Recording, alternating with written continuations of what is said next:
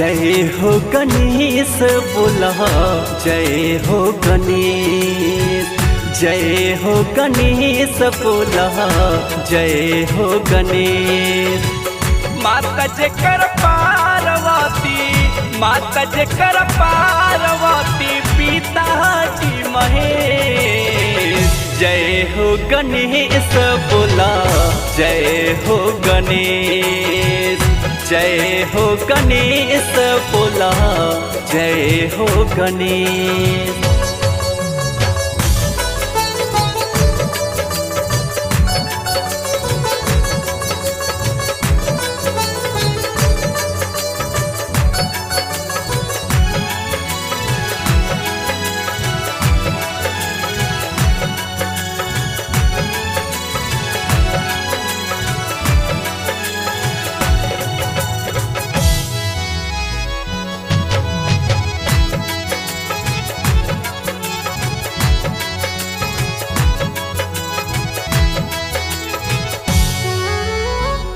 एक दंत दयावंत चार भुजधारी, माथे सिंदूर सोहे मूसकी सवारी।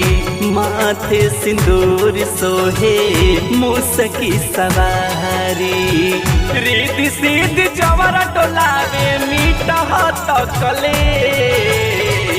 जय हो गणेश बोला जय हो गणेश, जय हो गणेश बोला जय हो गणेश।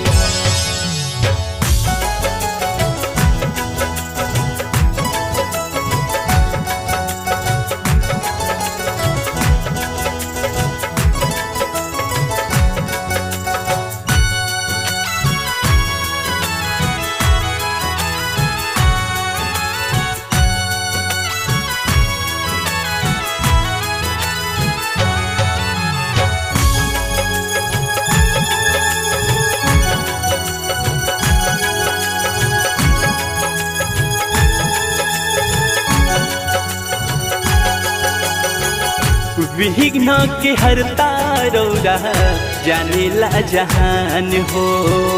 अहिला पर दुआरिया पूरा होला अरमान हो। विघ्न के हरता रौरा जानेला जहान हो।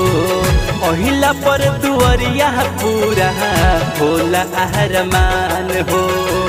ज्ञान विद्या दिल रौरा देके उपदेश।